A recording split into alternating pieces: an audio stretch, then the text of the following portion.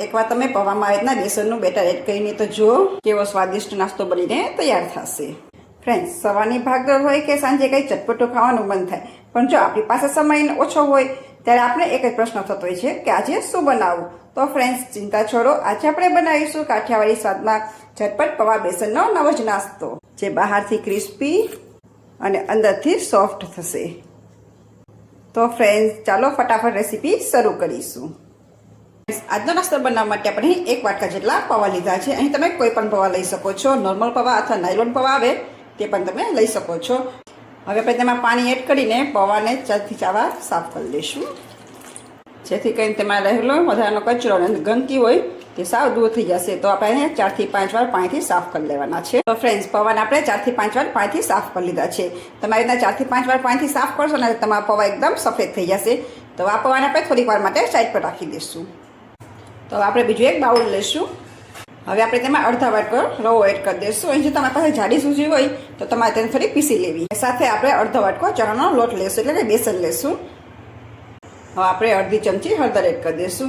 Friends, હળદર add કરશું એટલે આપણે નાસ્તાનો કલર સરસ દેખાશે. તો પહેલાં આપણે હલાવીને બંને સરસ એવું મિક્સ કરી દઈશું. બંને સરસ એવું મિક્સ થઈ ગયું છે. તો આપણે થોડું પાણી એડ કરતા જઈશું ને તેનું બેટર જેવું બનાવતા જઈશું. અહીં આપણે સાવ પતલું બેટર નથી બનાવવાનું. ફ્રેન્ડ્સ, આપણું બેટર બનીને તૈયાર છે.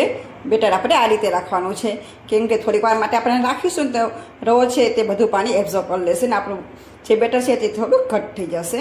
તમે જોઈ શકશો આ રીતેનું બેટર તૈયાર કરવાનું છે. તો આને પણ આપણે 2 મિનિટ માટે રહેવા દઈશું. ફ્રેન્ડ્સ, આપણે બેટર બનાવ્યું ત્યાં સુધીમાં પૌવા પણ આપણા સરસ એવા સોફ્ટ થઈ ગયા છે. તમે જોઈ શકશો કે આ રીતના આપણે પૌવાને સોફ્ટ કરી રાખવાના છે. ફ્રેન્ડ્સ, હવે આપણે જે બેટર બનાવ્યું હતું તે એડ કરી દઈશું. તો ફ્રેન્ડ્સ, આપણે બધું બેટર એડ કરી દઈશું. ફ્રેન્ડ્સ, હવે હલાવીને આપણે સરસ મિક્સ કરી દઈશું. ફ્રેન્ડ્સ, મને એવું લાગે છે કે આ બાઉલ થોડું નાનું પડશે.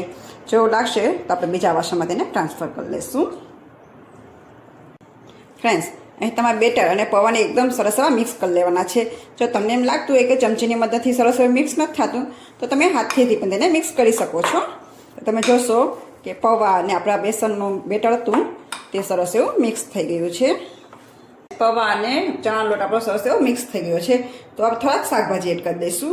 તો તેમાં લઈશું ઝીણું સમારેલા મરચાં, પછી એડ કરીશું ઝીણું સમારેલું ગાજર. આ ઓપ્શનલ છે, પણ ફ્રેન્ડ્સ એડ કરો તો વધુ સારું, કેમ કે અત્યારના બાળકો ગાજર નથી ખાતા હોતા.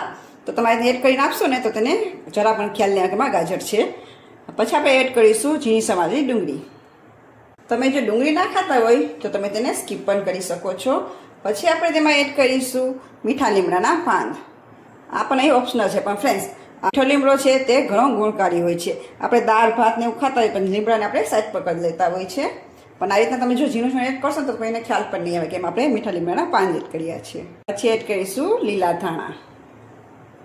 ફ્રેન્ડ્સ, હવે આપણે થોડાક મસાલા કરી લઈશું. તો એમાં લઈશું અડધી ચમચી આખું જીરું, અડધી ચમચી ધાણા જીરું પાવડર, પછી એડ કરીશું અડધી ચમચી લાલ મરચું પાવડર. ફ્રેન્ડ્સ, આ નાસ્તાને ચટપટો સ્વાદ આપવા માટે આપણે અહીં 2 ચમચી ખાંડ એડ કરીશું. જો તમને ગળાશ પસંદ ન હોય તો તમે તેને સ્કીપ પણ કરી શકો છો. પછી એડ કરીશું 1 ચમચી સફેદ તલ અને સ્વાદ પ્રમાણે નમક એડ કરીશું. નમક તમે તમારા સ્વાદ અનુસાર વધુ ઓછું કરી શકો છો. હવે આપણે 1 આખા લીંબુનો રસ એડ કરી દઈશું. હવે આપણે બધું હાથેથી સરસ એવું મિક્સ કરી લઈશું, કેમ કે ચમચીથી મિક્સ કરશું ને તો સરસ એવું મિક્સ નહીં થાય, એટલે આપણે હાથેથી જ કરી લઈશું. ફ્રેન્ડ્સ, બધું સરસ એવું મિક્સ થઈ ગયું છે. તો થોડુંક મિશ્રણ આપણે હાથમાં લઈ લઈશું ને પછી તેને રાઉન્ડ શેપ આપી દઈશું. પછી આપણે બંને હાથની મદદથી તેને ટીકી જેવો શેપ આપી દઈશું. ફ્રેન્ડ્સ, અહીં તમારે જો રાઉન્ડ શેપ આપવો હોય તો પણ તમે રાખી શકો છો, પણ આપણે અહીં ટીકી આકાર આપીશું. તો અહીં આપણી ટીકી બનીને તૈયાર છે. તો ફ્રેન્ડ્સ, આ રીતના આપણે બધો નાસ્તો બનાવીને તૈયાર કરી લઈશું. આપણો થોડો નાસ્તો બનીને તૈયાર છે. તો આ રીતે આપણે નાસ્તો બનાવતા જઈશું અને તેને ફ્રાય કરતા જઈશું. ફ્રેન્ડ્સ, મેં અહીં પહેલેથી તેલ ગરમ થવા માટે રાખી દીધું હતું. તો આપણે થોડુંક ચેક કરી લઈશું. તમે જોઈ શકશો કે તેલ આખું સરસ એવું ગરમ થઈ ગયું છે. તો આપણે તેમાં નાસ્તાને એડ કરી દઈશું. અહીં તમે 100 જેટલો નાસ્તો સમાય એટલે તમારે એડ કરવાનો છે. અને ગેસની ફ્લેમને તમારે મીડિયમ રાખવાની છે. અને તેલ પણ તમારે મીડિયમ ગરમ કરવાનું છે. એકદમ ફાસ્ટ, એકદમ ફૂલ તેલ ગરમ નથી કરવાનું. એ વાતનું તમારે ખાસ ધ્યાન રાખવાનું છે. નાસ્તો એડ કર્યા પછી તમારે તેને પલટાવવાની જરા પણ ઉતાવળ નથી કરવાની. આપણો નાસ્તો નીચે થોડો ક્રિસ્પી થાય પછી આપણે તેને પલટાવીશું. જોશો કે બબલ્સ પણ થોડાક ઓછા થઈ ગયા છે. રીતના ઉપરથી થોડું તેલ છટકાવી દઈશું. 2 મિનિટ જેવું થઈ ગયું છે તો આપણે નાસ્તાને પલટાવી દઈશું. તમે જોશો કે આપણો નાસ્તો નીચેથી સરસ એવો ક્રિસ્પી થઈ ગયો છે. પછી જ આપણે તેને પલટાવવાનો છે. તો ફ્રેન્ડ્સ 2 થી 3 મિનિટ જેવું થઈ ગયું છે ને તમે જોઈ શકશો કે આપણો નાસ્તો બંને બાજુથી સરસ એવો ગોલ્ડન બ્રાઉન કલરનો થઈ ગયો છે. તો આપણે નાસ્તાને કાઢી લઈશું ને આવી રીતના આપણે બીજો બધો નાસ્તો છે તે તરીને તૈયાર કરી લઈશું છે ને ફ્રેન્ડ્સ. એકદમ સહેલી રીત અને ફટાફટ બની જતો તમારો આજનો નાસ્તો છે. આપણો પૌવા બેસનનો નાસ્તો જે ફટાફટ બનીને તો તૈયાર થઈ જશે. આ નાસ્તો એટલો મસ્ત બનશે ને કે તમારા ઘરમાં નાનાથી લઈ મોટા સૌ કોઈને જરૂરથી ભાવશે. તો હવે જો તમારી પાછો ઓછો સમય હોય અને તમને જો કંઈ ચટપટું ખાવાનું મન થાય ને તો તમે આ નાસ્તો બનાવીને ખાઈ શકશો.